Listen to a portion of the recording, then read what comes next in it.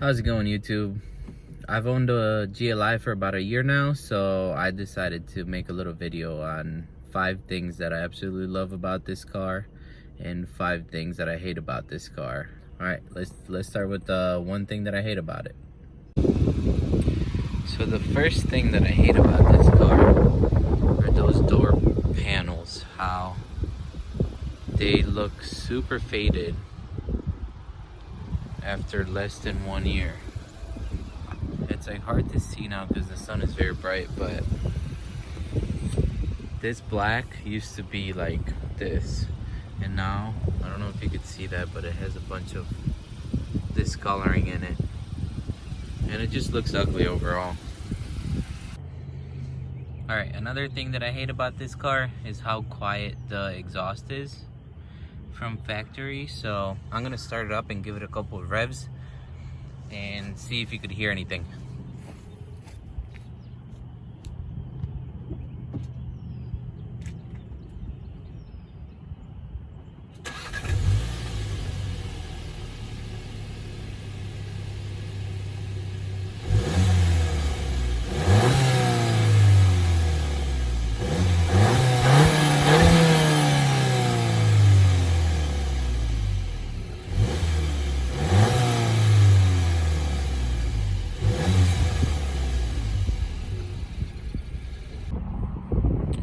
Another thing that I hated about the car in the beginning were the wheels with the stock tires. As you can see, we upgraded to some VMR 19-inch wheels with some Continental tires for the summer, and they look way better than the stock ones, and the grip compared to the stock ones is incredible. The hand cooks or whatever they were initially were really bad. Everyone seems to hate them, but I'm really glad I changed them, and I use the stock wheels for a winter set. Alright, now coming to the interior. One thing that I hate about this temperature control knob is that if you go too fast, it will only change it like 1 or 2 degrees. So you have to kind of go really slow for it to register every single tick. But if you're coming in on a hot day and for whatever reason your temperature is high and you're trying to go to 60 as soon as you can, it's like taking forever. Or you just have to be patient, go slow. But that's kind of like a little annoyance. And last thing I hate about this car is everything you touch seems to have a little like creak and rattling. You hear that? And when you're driving the car, and if you put it in sport mode, since it puts that extra vibration from the fake exhaust noise in the car, you could feel like something in the right door. Something feels like there's a loose screw, or I'm not sure what it is, but it just has a little rattle, so you can never drive it in sport mode. So I made a custom mode with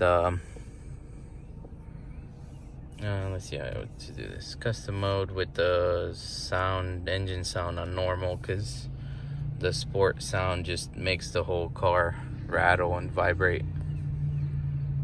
But overall, I'm pretty happy with the car.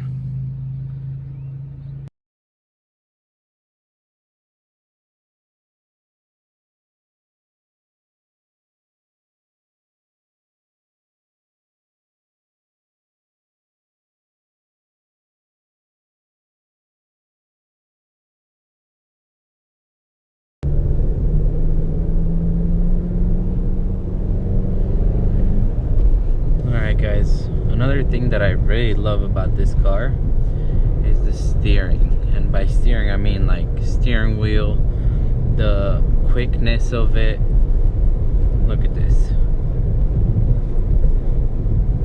It's insane. It has a, I believe, 2.2 or 2.1 turns lock to lock, All right, so look at this quick ratio. My hand is right in the middle. 1 full turn and it's at lock, and now back to center, and now 1 full turn and it's at lock. So 2 turns for a lock to lock, and that doesn't mean it has a small turn radius, I mean a large turn radius, but like it can still turn into a pretty small area. It's not like a Focus RS where you have to do a 5-point turn if you wanted to turn around on this road. But the steering wheel is just incredible. Like, I used to valet a lot in college, and I've never, I mean, maybe the Porsche GT3 and approaching a railroad crossing, some other crazy expensive cars that had a steering feel like this, but it just feels great to the touch, and it feels great to the wheels. Like, you connect with the car, you can feel everything the car is doing. It's just, I think this is one of my favorite parts, and that's what makes me want to drive the car more. Just the way it feels through turns, and how well it sticks to the ground, and how little input you have to give it to. Just do what you tell it to.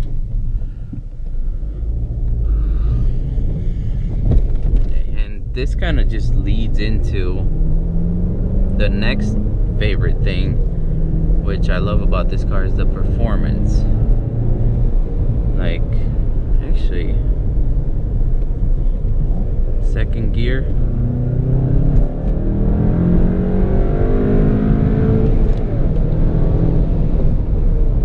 and that was uphill. Alright, this is a slight uphill, and I don't know how accurate the app is, but let's try 0 to 60.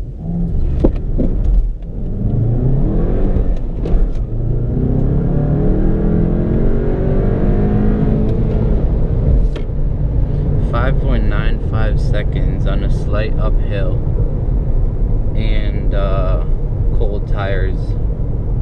Not too bad, but it just feels insane. Well, I am stage 1, APR stage 1, low torque, but I'm just impressed with how easily you could modify these cars, since a lot of the mods come straight off a GTI, and you get the same exact performance for $7,000 less than a GTI. And it's a little bit more practical. I always wanted a GTI, but ended up with this just because for $21,000, and the performance, you just can't beat it. You can't find another brand new car that will offer you this level of performance for the low 20,000s. If you're looking at a WRX, which is kind of similar, it's like 27, 28. But I just love this car. It feels so fun to drive. It has that power that you need, especially with the stage 1. You just, it makes it come alive. And with such little money, you could make this like a 400 wheel horsepower car. Just put an IS38 on it, and you're good to go. And a bigger intercooler, obviously. But yeah, it's the performance and the steering and everything on this car is just surprising for the cost that you're paying. I love it.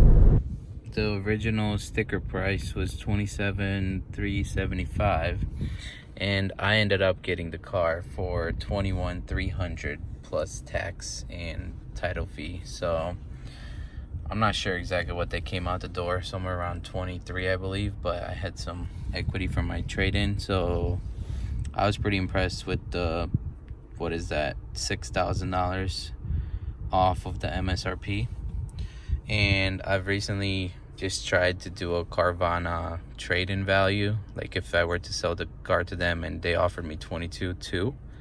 So basically I've had the car for over a year, and drove it for free.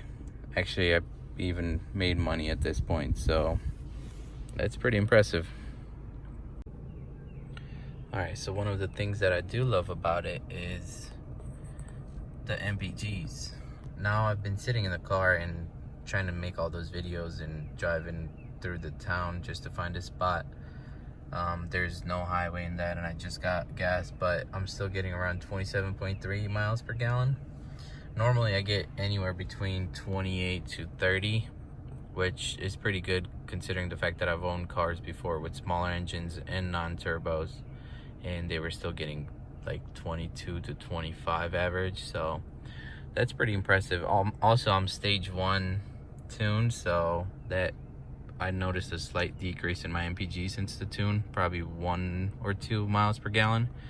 But overall, I'm still pretty impressed. I just don't like the fact that the gas tank is only 13 gallons, 13.1 I believe, and you have to get to the gas station every like 350 miles or so, unless you're running it on empty. But yeah, it gets pretty good MPGs.